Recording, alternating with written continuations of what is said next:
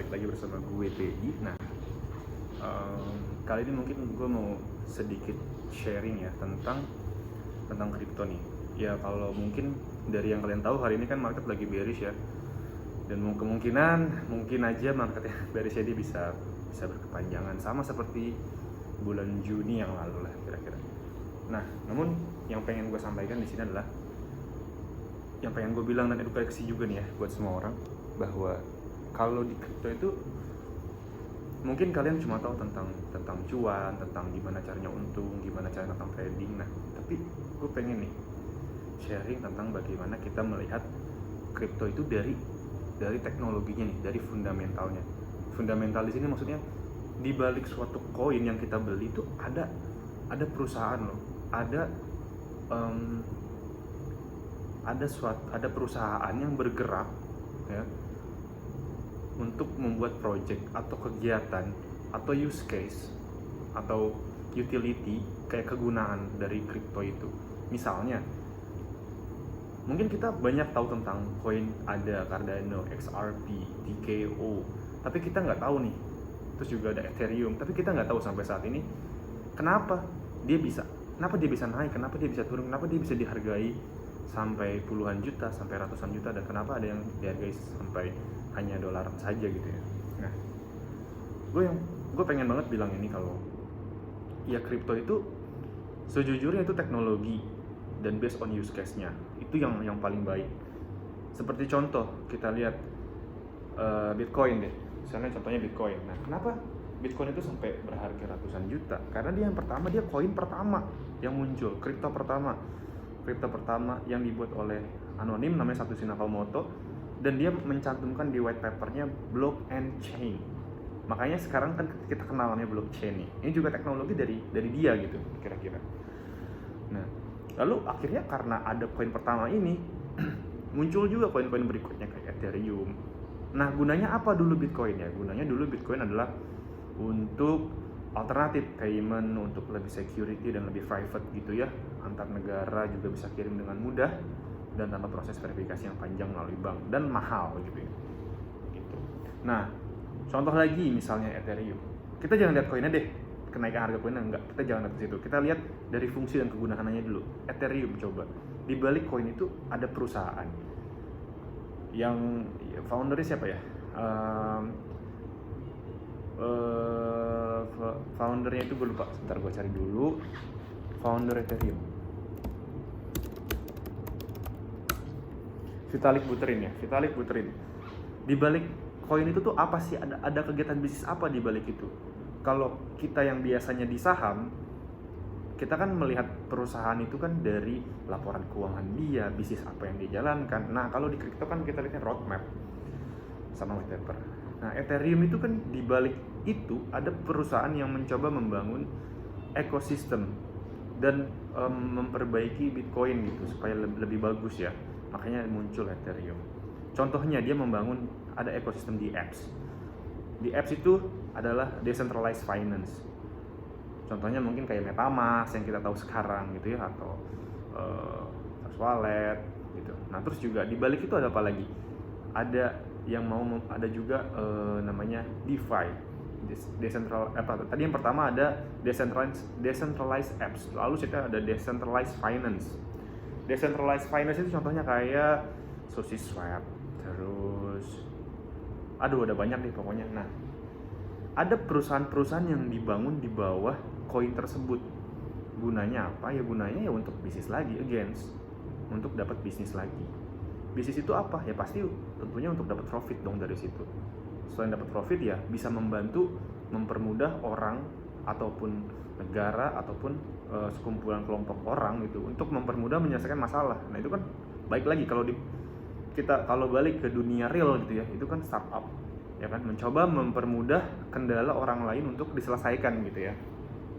Nah, sama juga dengan di kripto ini gitu, ada Ethereum. Makanya Ethereum itu mahal karena ya sudah banyak digunakan gitu loh oleh para startup di bidang cryptocurrency gitu. Nanti kalian juga bisa cek di bagian Ethereum websitenya, nanti ada ekosistem yang dibangun. Contoh lagi yang lain, misalnya Cardano itu bagus, secara use case-nya banyak, tapi kenapa dia harganya bisa murah? Ya karena simple, one things gitu. Karena belum banyak di apps atau decentralized apps atau startup yang dibangun di bawah Cardano. Use case-nya padahal bagus, misalnya dia bisa buat screening untuk kayak apa tuh namanya, misalnya kita punya ijazah kita tuh bisa dimasukkan ke dalam blockchain.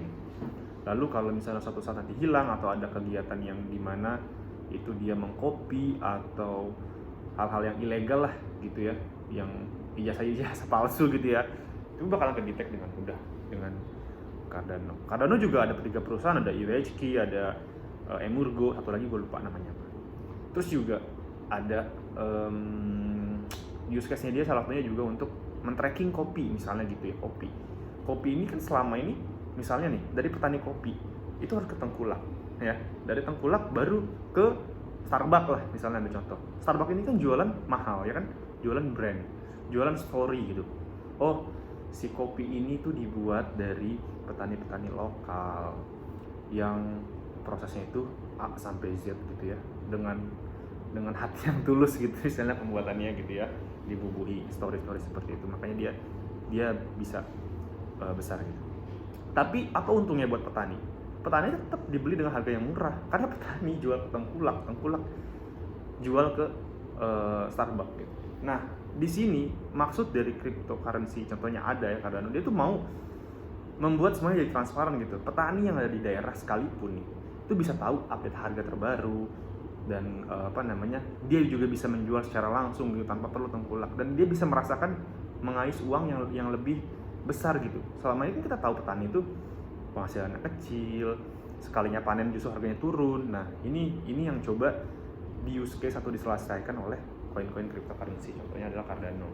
Dan masih ada banyak lagi, contohnya misalnya obat-obatan, banyak obat-obatan yang ilegal gitu ya, palsu. Nah, itu bisa di tracking lewat blockchain-nya Cardano. Kira-kira gitu. Nah, kalau di toko kripto misalnya TKO, dia apa sih use case-nya, apa sih roadmap, apa sih yang mau dibangun gitu di situ. Ini kan berhubungan dengan uang dan berhubungan dengan bisnis juga. Ya, hal kecil deh contohnya.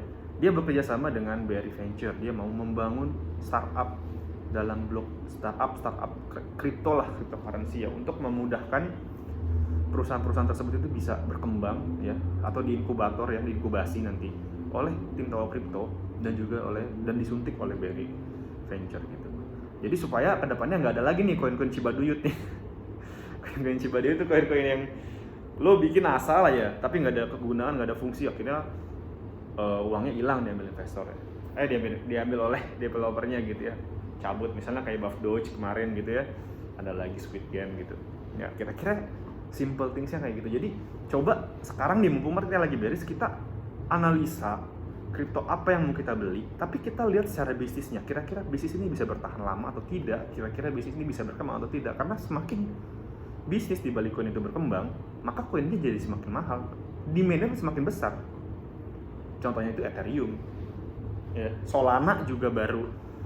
Solana itu sudah harganya murah, untuk transfernya murah, terus juga akhirnya kan orang-orang dari Indonesia mau kirim ke mau kirim ke Eropa, mau kirim ke uang ke US gitu, jadi lebih murah, lebih cheap, lebih cepat. Terus juga dia ada NFT untuk jualan untuk jualan karya-karya digitalnya. Terus juga ada di apps banyak banget yang dibangun di sana. Makanya kita harus mulai melihat hal-hal yang seperti itu dulu deh, untuk memudahkan kita belajar nih tentang kripto. Jadi nggak sekedar dengan harga gitu loh, nggak sekedar dengan harga, dengan profit gitu, nggak. Kripto itu benar-benar luas, makanya coba cari kripto yang memang punya bisnis. Makanya ketika marketnya dari sekarang, coba deh buka-buka satu-satu white papernya, roadmap bisnisnya tuh apa, coba gimana gitu ya. Terutama sih kalau dibandingin dengan 2020 dan 2021 ya, ini udah harga yang worth it sih sebenarnya. Harga yang worth it, contohnya kalau TKO kan 10.000 ya. Ya itu masih murah lah, apalagi nanti kalau ada program launchpad-nya, lu bisa dapetin koin baru, kan lumayan bagus. Gitu sih teman-teman. Jadi coba deh mulai sekarang research dan jangan keluar market, kita pakai DCA aja. Gue juga udah pakai DCA dan gue bakal terus nih DCA setiap bulannya gitu ya. Lu juga bisa lihat video gue tentang DCA atau dollar cost averaging ya, kita bakal investasi setiap bulannya. terutama ketika market lagi down. Nah, nanti kita bakal lihat hasilnya seperti apa. Mungkin nggak sekarang, nggak 3-6 bulan, nggak, tapi 1 tahun ke depan, 2 tahun ke depan, 3 tahun ke depan, kita bakal lihat hasilnya seperti apa. Oke, thank you banget yang udah tonton video ini, dan tetap kalem ya, walaupun mungkin portofolio lu minus 50%, 60%, dibawa santai aja sih, selama uang itu bukan uang yang dipakai buat makan gitu. Jangan uang yang dipakai buat makan besok atau makan bulan depan, jangan. Tapi uang yang memang bener-bener nggak lu pakai gitu, nggak lu butuhin. Oke, thank you semuanya, bye bye, thank you for watching.